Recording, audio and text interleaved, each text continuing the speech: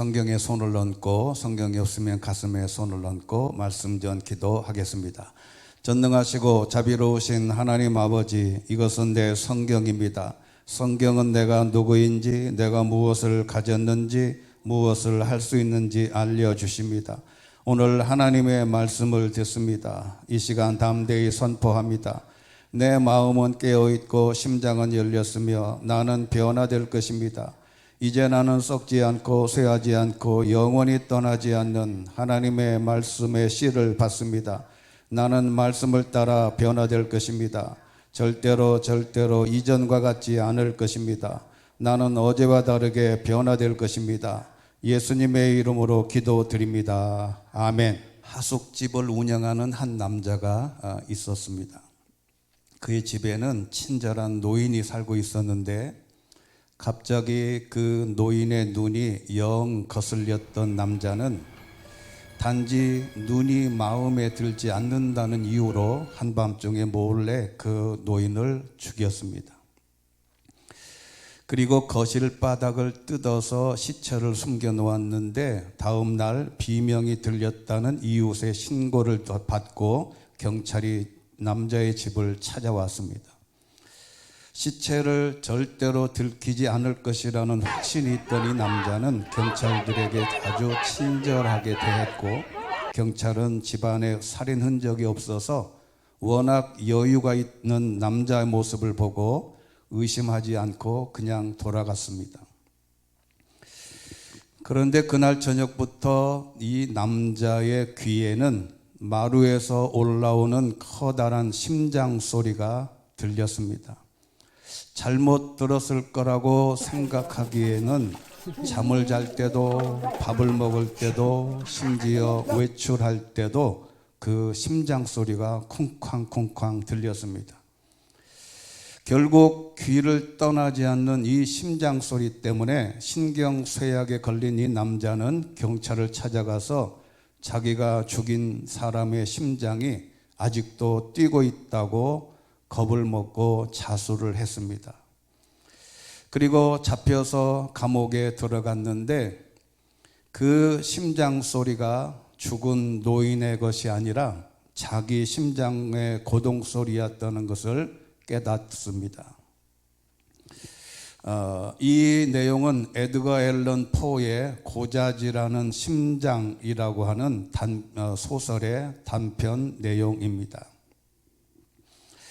그런데 이 소설이 말하고 싶은 것은 현대인의 모든 사람의 심장이 뛰지 않는다는 것을 경고하는 것입니다. 현대는 자기 심장 소리를 듣지 못하고 살아가고 있다는 거예요.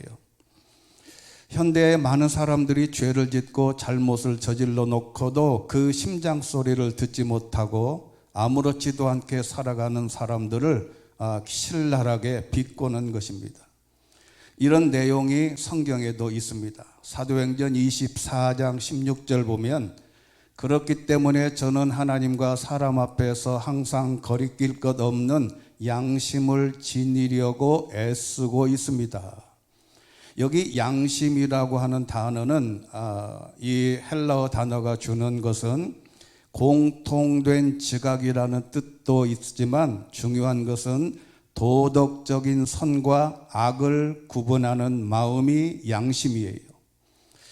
도덕적인 선과 악을 구분하는 마음, 즉 아담과 하와가 선악을 구분하고 싶어서 하나님이 금단의 열매인 선악과를 따먹은 것도 바로 이 양심의 문제입니다. 그런데 이 양심이 고자질해도 귀를 막고 있다는 것이 문제입니다. 듣고 있으면 불편해요. 우리가 지금 이 양심이 없는 거짓의 세계에서 살고 있는 것 같습니다. 거짓말이 진실처럼 되는 시대에 살고 있습니다. 아주 불행한 시대입니다. 대놓고 거짓말을 하면서 정의와 공의를 내세우는 불행한 시대에 살고 있는 것은 누구나 다 느끼고 있는 겁니다. 세상은 이미 구제불능의 시대에 살고 있고 자동차를 만들고 핸드폰을 만들고 컴퓨터로 모든 세상과 통일하지만 거짓의 시대에는 우리가 외면할 수가 없습니다. 어떻게 보면 정의를 말하면 욕을 먹고 거짓에 탈을 쓰고 양심이 마비된 채 하루하루 살아가는 시대를 보는 것도 정말 가슴 아픈 일입니다. 그런데 더 가슴 아픈 게 있습니다. 이것은 바로 이런 거짓에 탈을 쓰고 사는 시대에 신앙의 길을 정의롭게 살아야 한다고, 하나님의 뜻에 따라 살아야 한다고 외친들 무슨 희망이 있을까 하는 자괴감이 든다는 겁니다. 이렇게 거짓에 탈을 쓰고 살아가는 세상에서 양심을 가지고 신앙의 모습을 가지고 살라는 것이 가능할까? 저는 신학대원 83기로 졸업을 했는데, 그 83기로 졸업한 사람들 가운데 제가 나이가 제일 어렸습니다. 지금 제일 나이가 어린, 즉 초등학교를 7살에 들어가고 군대 3년을 계산해서 제가 27살에 장로회 신학대학 신대원에 입학을 했습니다.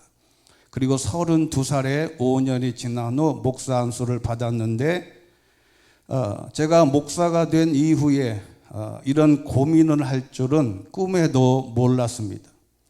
그럼에도 불구하고 이렇게 현대의 많은 어려움 속에서 살아가는 우리들에게 하나님은 여전히 말씀대로 살아가라고 하는 것이 과연 얼마나 큰 효과가 있을까? 이게 아주 고민이 큽니다.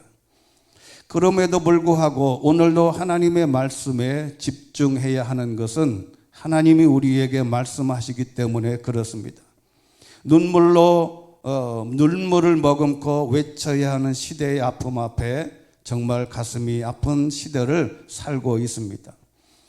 따라서 오늘도 이런 시대를 살아가는 우리들에게 과연 하나님의 뜻대로 살아가라고 하는 것이 가능할까? 그리고 가능하게 살아가고는 있는지 우리가 점검해 봐야 될 것이 있습니다. 우리가 영적으로 죽었다는 것을 나타내는 징조가 10가지가 있습니다. 우리의 몸이 상하면, 우리의 몸이 이상이 오면 나타나는 증상이 있습니다. 몸이 아플 경우에 나타나는 증상이 있듯이 우리의 영도 마찬가지다. 오늘 대표적인 예가 오늘의 말씀에 등장하는 사대 교회입니다. 오늘 요한계시록 오늘 본문 3장 1절에 보면 이런 말씀이 있습니다. 같이 한번 읽겠습니다. 시작. 너는 사대교회의 사자들에게 이렇게 써라. 하나님의 7 영과 7 별을 가지신 이가 이렇게 말씀하신다. 내가 내 행위들을 알고 있으니 너는 살아있다는 이름은 가지고 있으나 실은 죽어 있구나. 하나님이 사도 요한에게 가서 사대교회에 가서 선포하라고 하는 말씀 중에 이 사대라고 하는 말은 우리가 번역이 사르데이스라고 하는 말인데, 사르디스라고 하는 도시인데, 이 도시는 이 지도에 있는 대로 지금은 현재 튀르키야, 즉 터키에 있는 도시입니다. 이 사대교회는 가장 이름이 알려져 있는 대로 향락의 도시입니다. 어찌 보면 그 사대교회, 사대 마을, 이 도시보다 우리 한국의 강남에 가보면 여기 사대 마을보다 아무래도 1000배, 10,000배 더 타락한 도시가 서울입니다. 이 사대교회가 있었는데, 이 사대교회가 하나님 보시기에 살아있기는 있는 것 같은데, 숨은 쉬고 있는 것 같은데 실상은 죽었다, 이렇게 진단한 겁니다. 여기 죽었다고 하는 단어는 헬라어로 네크로스라고 하는 단어인데, 이것은 생명이 없는, 죽은, 영적으로 죽은 뜻이 있습니다. 그러니까 살아있는 것 같은데 예배는 하고 살아있고 뭔가를 꿈틀대고 일은 하고 있는데 실상은 죽어 있더라는 거예요. 같은 단어가 야고보서에도 등장합니다. 야고보서 2장 26절 말씀, 자 우리가 잘 아는 말씀이죠. 같이 한번 읽겠습니다. 시작. 마치 영혼 없는 몸이 죽은 것 같이 행함이 없는 믿음도 죽은 것입니다. 여기 죽은 것이다 라고 할 때 똑같은 앞서 단어와 같습니다. 영적으로 죽었다는 말인데 겉으로는 멀쩡하게 움직이는 것 같은데 속은 문드러져서 영적으로 파멸된 상태를 말합니다. 이것은 우리의 신앙도 마찬가지입니다. 겉으로는 멀쩡합니다. 겉으로는 드러나는 것이 없어요. 예배도 잘 드리고 헌금도 잘하고 봉사도 잘하고 모든 것을 다 잘하고 있는데 자세히 살펴보면 영적으로 죽었다는 것입니다. 근데 영적으로 죽었다는 증상이 있으면 이 증상을 치료받아야 하는데 뭐가 잘못된지를 알아야 치료를 받을 거 아니겠습니까? 그래서 영적으로 죽었다면 나타나는 증상이 10가지가 있는데 오늘 나의 자신을 비춰보고 내 영적 상태를 점검해 볼 수 있는 기회가 되면 좋겠다. 첫 번째는 영적으로 죽었다면 기도가 부족하더라. 쉬지 말고 기도하라는 것은 삶이 기도여야 한다는 전제를 깔고 있는데 기도 시간을 내지 못하는 것입니다. 꼭 심야 기도회나 어떤 예배 형태의 기도를 말하는 것이 아니에요. 개인적으로 홀로 기도 시간을 갖지 못하는 것을 말합니다. 물론 예배와 성전에서의 기도가 있으면 좋습니다만은 현대 사회에서는 사실상 불가능합니다. 기도는 호흡이라고 했는데 그 호흡을 멈추면 죽는 것입니다. 영혼의 호흡이 기도입니다. 이 호흡을 멈추는 순간에 모든 영은 죽게 되어 있는데 사도행전 3장 1절에 보면 이런 말씀이 있어요. 어느 날 오후 3시 기도 시간에 베드로와 요한이 성전으로 올라가고 있었습니다. 자, 여러분 유대 사람들은 제3시, 6시, 9시 즉 오전 9시, 정오 오후 3시에 하루에 3번의 성전에 올라가서 기도하는 습관을 가지고 있었습니다. 그런데 그때 당시에 예수님의 제자들인 베드로와 요한도 그 전통을 이어받아서 오후 3시에 즉 성전으로 올라가고 있는 관습을 그대로 답습했습니다. 우리는 성경에 이런 내용을 뻔히 알고도 하루에 3번을 기도하지 않습니다. 우리는 이것을 외면해요. 그래서 우리는 시간을 계산할 때 유대인들의 시간을 계산할 때 해 뜰 때를 기준으로 0시를 합니다. 그러니까 해가 딱 뜨면 거기서부터 0시예요. 그래서 해가 쭉 올라오면 이제 1시, 2시, 3시 이렇게 나가는데 우리 지금 계산하는 방식으로 생각을 하면 우리의 보통의 사람들은 거의 12시를 지나서 첫 시간을 맞이할 때는 거의 잠자면서 첫 시간을 맞이해요. 그러니까 콜콜 자면서 3시간이 새로운 시간이 왔는지도 모르고 잠을 자요.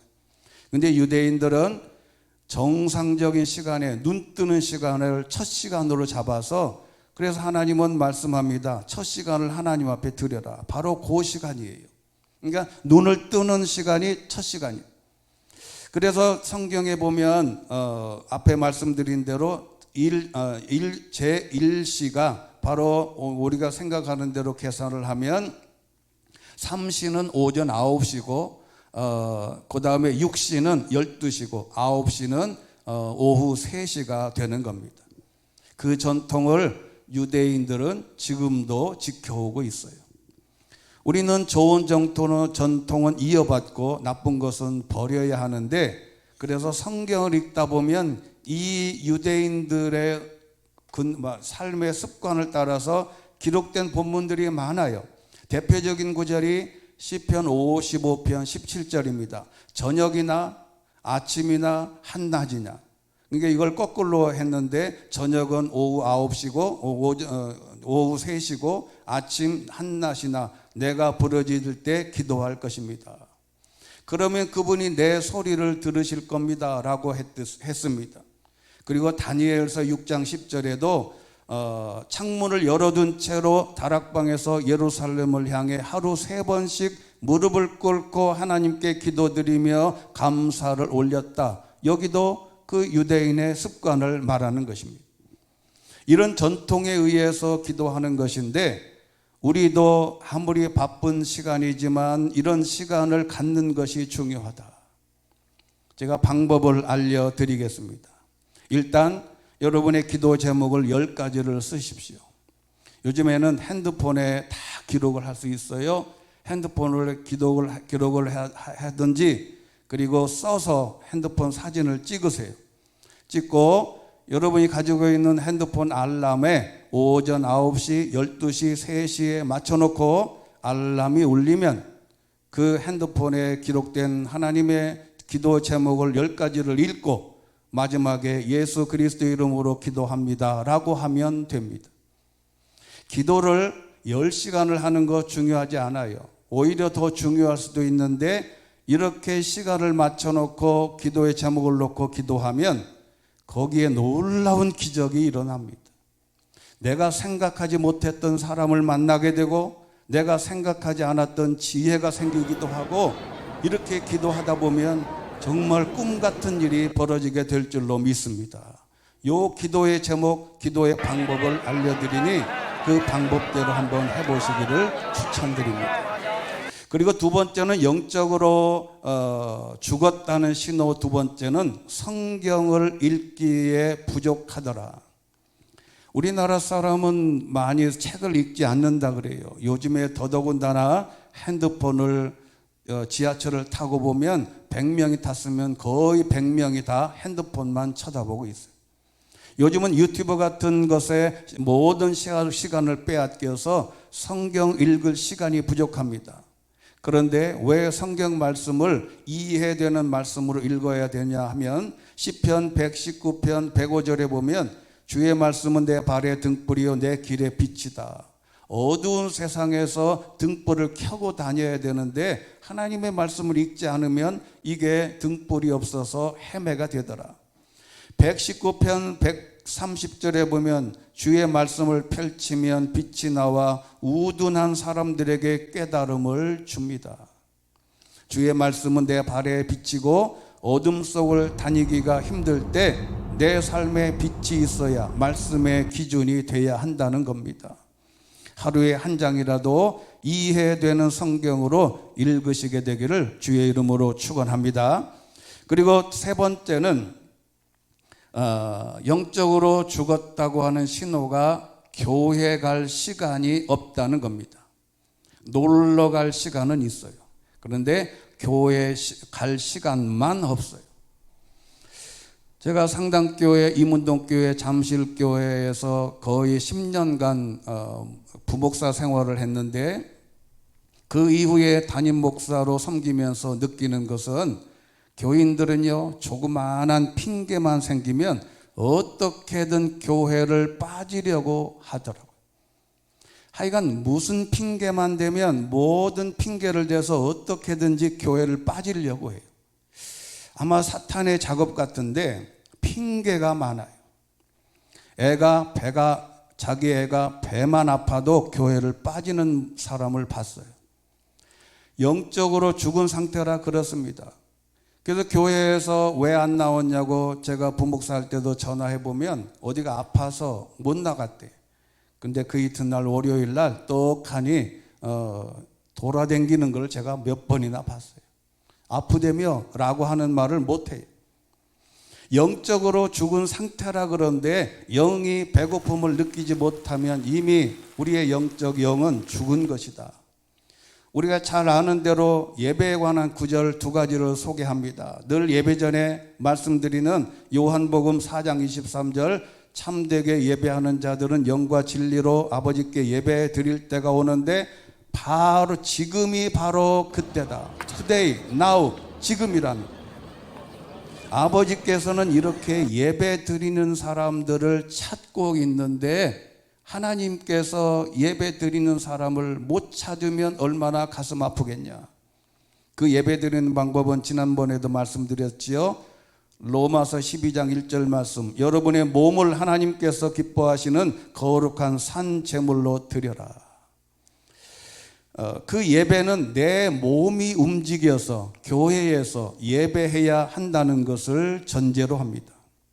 구약 성경의 제사는 동물을 죽여서 경동맥을 끊어서 피를 다 빼고 난 다음에 제단에 바쳐서 태우든지 삶든지 제사를 드렸는데, 신약은 동물 대신 살아있는 채로, 즉 내 몸으로 살아있을 때 예배하는 것입니다. 내가 살아있다는 것은 예배하라는 하나님의 명령인 줄로 믿습니다. 내가 지금 건강하게 살아있다는 것은 내 몸으로 살아있는 산채로 하나님 앞에 제물로 드리는 것입니다. 주일은 내 시간의 소유가 아닙니다. 자주 말씀드리지만 초기 우리나라의 평양을 기점으로 기독교가 왕성했을 때, 그때 가르치지도 않고 설득하지도 않고 교리에도 없는 두 가지를 우리의 선조들의 신앙인들이 시작을 했어요. 그게 첫 번째 하나가 시간에 11조를 드리는 겁니다. 이거는 성경에도 없어요. 그런데 우리나라 기독교인들이, 선배들이 얼마나 훌륭한지, 내가 나에게 주어진 시간 중에 10분의 1을 내가 교회 가서 예배하는데, 남을 도와주는데, 헌신하는 데 써야 되겠다. 자기들이 작정하고 자신의 시간을 정해서 봉사했어요. 그리고 두 번째 유명한 게 있는데, 그게 바로 성미입니다. 시키지도 않았어요. 그때 당시에 쌀이 얼마나 귀했는지 아시지 않습니까? 그 귀한 쌀을 밥을 할 때마다 자식의 이불을 한 번씩 불러가면서 수저로 아이들의 이름을 불러가면서 옆에 있는 성미통에 집어넣어요.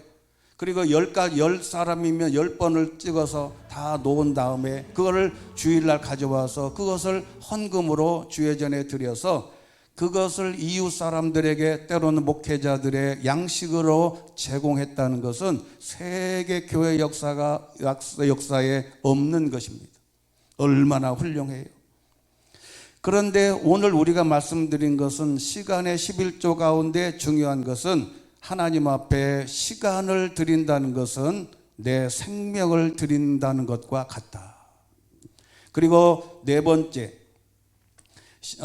영적으로 죽어 있다고 하는 신호 중에 하나가 하나님을 우선으로 생각하지 않더라. 우선하는 것, 먼저, 우리 마태복음 6장 33절에 있습니다. 같이 한번 읽겠습니다. 시작. 오직 너희는 먼저 그의 나라와 그의 의를 구하라. 그러면 그 모든 것도 너희에게 더해 주실 것이다. 할렐루야. 여기 이 모든 것도, 이 모든 것에 우리가 기도하는 모든 제목이 다 포함되어 있어요. 직장에 들어가는 거, 부자가 되는 거, 건강한 거, 모든 게 이 모든 것에 다 포함되어 있는데, 이 모든 것을 얻기 위해서, 이 모든 것을 위해서 기도하지 말고 먼저 그의 나라와 그의 의를 구하면 이것은 그냥 자동으로 따라온다는 것이죠. 자녀, 직장, 애인, 아니면 어떤 구체적인 것에 우선순위를 두면 안 된다는 겁니다. 하나님을 가장 우선시해야 된다는 거죠. 영적으로 죽은 사람은 하나님을 고려하지 않습니다. 모든 일의 결정은 하나님을 생각하고 결정해야 되더라. 그리고 영적으로 죽었다고 하는 사람들을 보니까 세상적인 것에 흥분하더라. 지금 여러분이 제일 관심 있고 흥분하는 것이 무엇인가 묻는다면 무엇을 말씀할 건가? 흥분과 재미, 세상 것에 흥분하고 재미있어야 합니다. 요즘은 우리가 게임이 주류입니다. 핸드폰을 판매할 때도 게임이 얼마나 잘 되는지를 선전할 만큼 정말 젊은 사람들이 게임에 아주 목숨을 걸어요. 어디에 재미를 붙이고 있냐? 어떤 사람은 술, 어떤 사람은 마약, 게임, 도박, 경마, 이런 것의 단어만 듣게 되면 흥분해. 신앙의 사람은, 영적으로 살아있는 사람은 기도하고 찬양하고 말씀을 듣고 영적인 것에 흥분하고 재미를 가져야 합니다. 제 고등학교 친구들을 만나서 그들이 제일 묻는 말이 딱 하나입니다. 무슨 재미로 사냐? 자기들은 술 먹고 돌아다니고 뭐 친구들과 어울려서 한잔하고 뭐 삼겹살에 소주를 마시면서 그리고 이렇게 재미있게 사는데 저보고는 그래요. 무슨 재미로 사냐? 그래서 저도 궁금해요. 그게 재미있냐?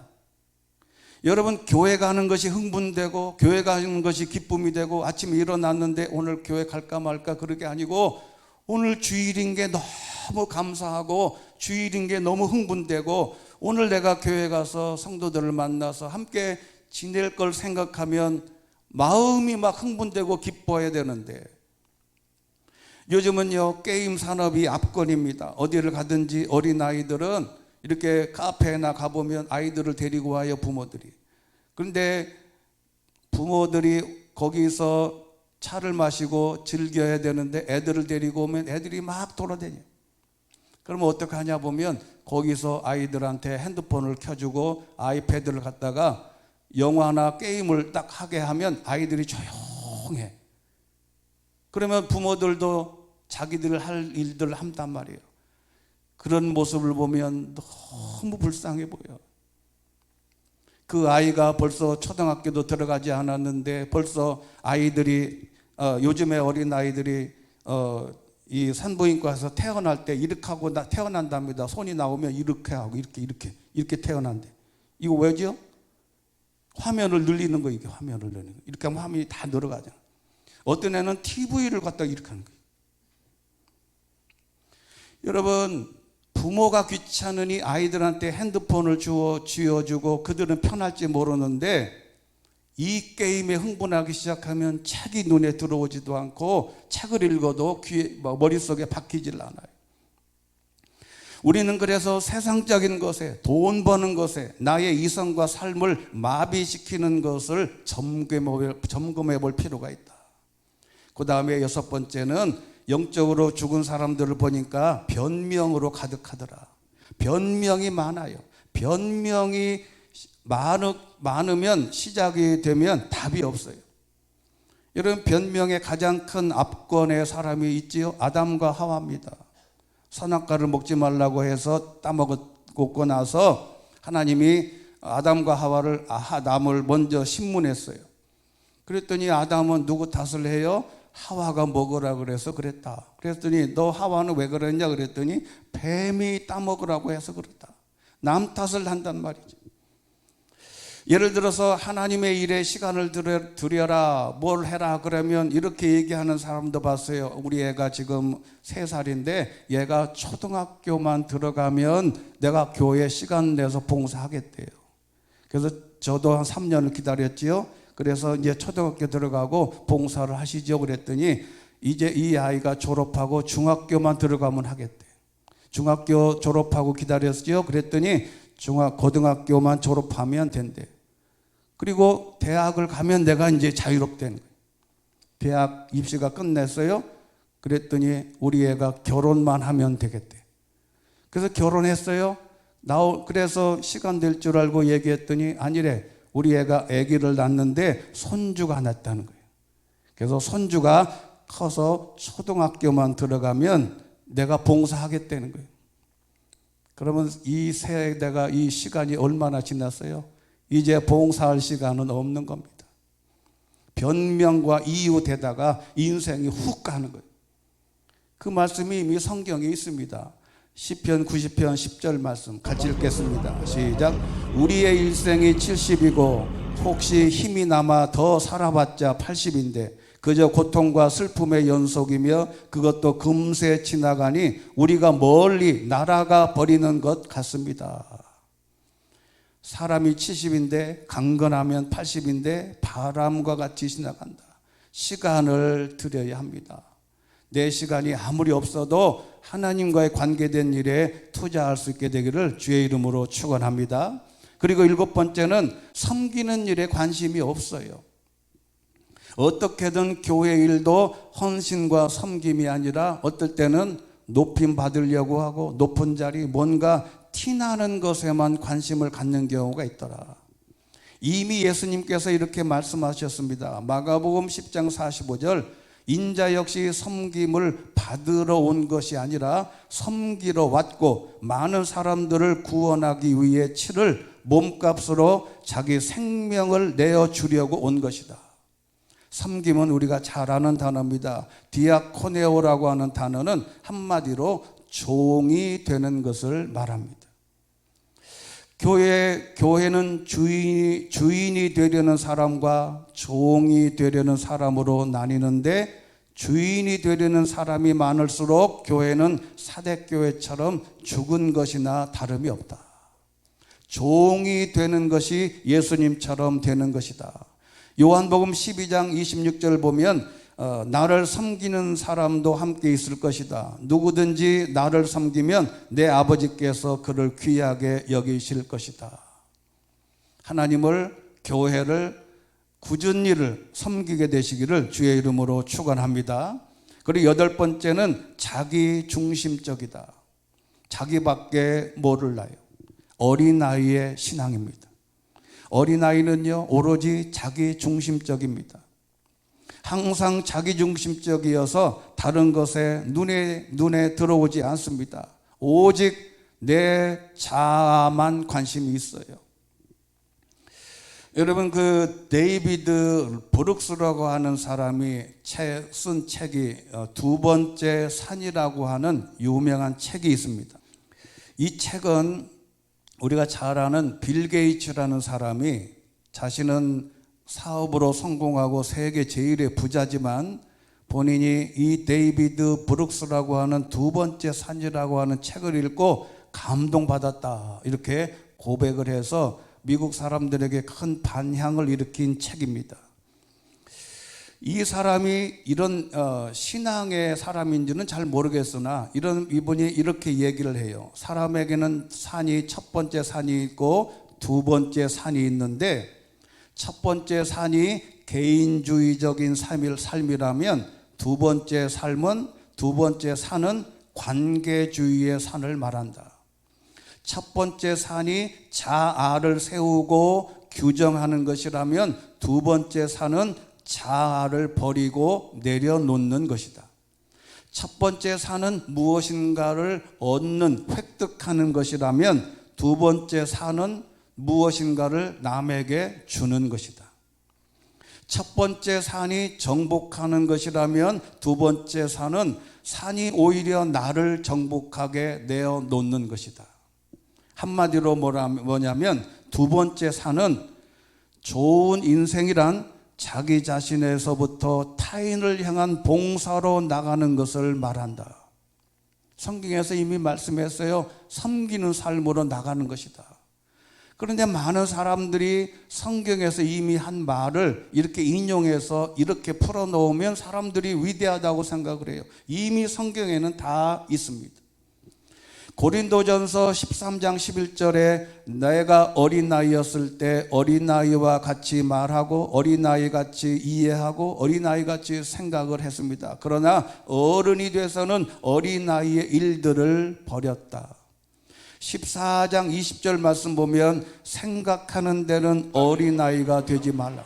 악한 일에는 어린아이가 되고 생각하는 데는 어른이 되라. 에베소서 4장 14절 말씀 보면 온갖 교훈의 풍조에 떠밀리고 휩쓸리는 어린아이가 되지 말아라. 이 말은 어린아이의 신앙에서 섬기는 대로 옮겨가는 것이 중요하다. 그 다음에 아홉 번째는 부정적인 마인드가 가득하다는 겁니다. 영적으로 죽은 사람은 의심과 부정적이고 불평과 불만이 가득해요. 말하는 것마다 부정적으로 시각을 보는 겁니다. 매사에 부정적으로 시각을 갖다 보니까 비판하고 정죄하고 심판하는 데 너무 많은 에너지를 소비해요. 여러분, 교육학에서 학생들을 가르칠 때 중요한 단어가 있습니다. 이게 세로로 읽으면 충조평판이라는 단어예요. 이게 아이들을 교육하거나 누구든지 인간관계에서 생각하고 대화할 때의 충조평판은 충고하고 조언하고 평가하고 판단하고, 이게 어떻게 되냐면 내 삶을 돌아봐야지 남들을 비판하고 평가하는 데만 우리의 온 에너지를 다 소비해요. 평범한 사람들도 대화하다 보면 뜬금없이 충고하려고 그래. 자기보다 내가 더 훌륭한 것 같은데 그것도 문제지만 자꾸 조언을 하려고 그래. 자기가 알고 있는 게 최고라고 생각해. 자꾸 평가를 해. 너 그러면 안 된다. 그리고 판단을 해. 자꾸 너는 그렇게 하면 안 되고 이렇게 했으면 좋았지 않냐. 이렇게 판단을 하는 충조평판을 없애야 되는 것인데 이미 이것도 성경에서 말씀을 했습니다. 누가복음 6장 37절 남을 판단하지 마라. 그리고 현대 사회는 이 비판과 남을 판단하는 함정에 빠져서 모든 사람들이 여기에 다 함정에 빠져 있어요. 남을 판단하기에 모든 에너지를 소비하고 있어요. 그리고 이스라엘 백성들이 이집트에서 나와서 광야 생활할 때 늘 원망과 불평으로 가득 찼습니다. 출애굽기 17장 3절 보면 목이 말라 모세를 원망하며 말했습니다. 왜 우리를 이집트에서 데리고 나와서 우리와 우리 자식들과 가축들을 목말라 죽게 하는 거냐. 이건 하나의 샘플이에요. 목이 마르면 목이 마르다. 또 고기가 먹고 싶으면 고기 먹고 싶다. 왜 그러냐. 모세하고 무조건 이스라엘 백성들이 광야에서 40년 동안 한 일은 딱 하나입니다. 원망하고 불평하는 일이에요. 여러분 모든 상황에 대해서 원망하고 불평하는 자세를 갖는 것은 영적으로 죽어서 그렇다. 그러니 아무리 어렵고 상황이 도저히 이해가 안 돼도 원망하지 마시고 하나님의 뜻이 있겠다고 고백할 수 있게 되기를 주의 이름으로 축원합니다. 마지막 10번째는 일관성이 없어요. 처음 사랑을 버렸습니다. 여러분 시간이 갈수록 삶에 진지함이 묻어야 되는데 진지함이 사라져요.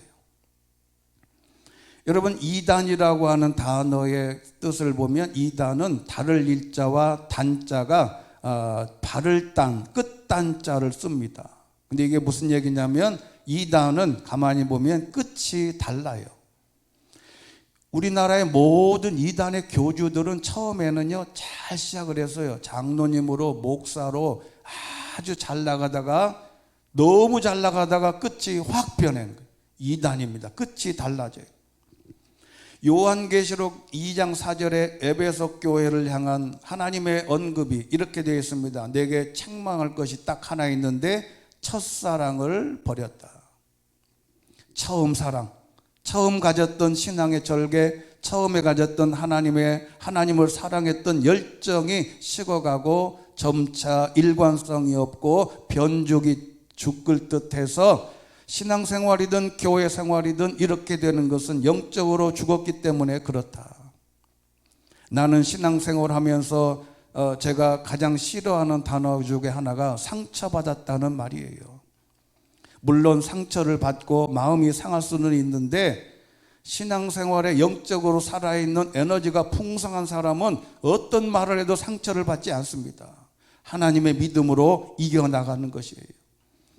그래서 이미 영적으로 죽은 사람들의 용어인데 그래서 오늘 말씀의 결론으로 보면 너는 어떻게 받고 들었는지 기억해 순종하고 회개해라. 내가 만일 깨어있지 않으면 내가 도둑같이 올 것이다. 그런데 놀라운 축복의 말씀이 있어요. 그러나 사대교회에 옷을 더럽히지 않는 몇몇 사람들이 아직도 있다. 이게 남은 자의 하나님의 놀라운 비밀입니다. 사대교회가 다 죽은 게 아니에요. 그 중에 옷을 더럽히지 않은 몇몇이 지금 사람들이 있는데 그들은 흰 옷을 입고 나와 함께 다닐 것이니 그들이 그럴 만한 자격이 있게 될 것이다. 이기는 사람은 그들처럼 흰 옷을 입을 것인데 나는 결코 그의 이름을 생명책에서 지워버리지 않을 것이며 내 아버지 앞과 그의 천사들 앞에서 그의 이름을 시인할 것이다. 귀 있는 사람은 성령이 교회들에게 하시는 말씀을 들어라. 아직도 옷을 더럽히지 않는 몇몇 사람 남아있는 주의 백성들처럼 우리 은평원교회 저와 여러분도 이렇게 흰옷을 입은 사람들의 무리에서 제외되지 않도록 하나님의 사람으로 살아갈 수 있게 되기를 주의 이름으로 축원합니다. 마지막 요한계시록 16장 15절 말씀, 놀라운 말씀입니다. 같이 한번 읽고 말씀을 맺겠습니다. 시작. 보라, 내가 도둑같이 올 것이다. 깨어서 자기의 옷들을 지켜 벌거벗은 채로 다니지 않고 자기의 수치를 보이지 않는 사람은 복이 있다. 할렐루야. 자기 옷을 지키고 자기의 믿음을 지키고 영적으로 살아 신앙생활해야 영원한 천국에도 들어갈 수 있습니다. 현재 내가 신앙이 살아있고 내 신앙이 죽지 않아야 영원한 생명의 하늘나라로 옮겨진다는 것입니다. 지금 죽으면 영원 나라에도 들어갈 수 없음을 우리가 성경을 통해서 알 수가 있습니다. 오늘도 사대교회에 몇몇 안 되는 흰옷 입은 사람들처럼 저와 여러분도 신앙생활로 하나님께 부끄럽지 않고 이웃에게 부끄럽지 않고 영원한 하나님 나라에 직행할 수 있는 귀한 성도들 될 수 있게 되기를 주의 이름으로 축원합니다. 은혜가 풍성하신 하나님 아버지, 오늘도 주의 전에 나와 하나님의 말씀으로 자신을 비춰보고 오늘도 영적으로 살아있기를 소망하는 마음으로 주의 말씀을 함께 묵상했습니다. 우리도 살아 움직이는 신앙, 영적으로 살아 움직이고 에너지가 충만해서 하나님을 영화롭게 하며 우리의 삶에 하나님이 주신 목적과 하나님이 주신 사명을 감당하여 하나님께 영광 돌리는 놀라운 믿음의 사람들이 되게 하여 주시옵소서. 예수 그리스도의 이름으로 기도드리옵나이다. 아멘.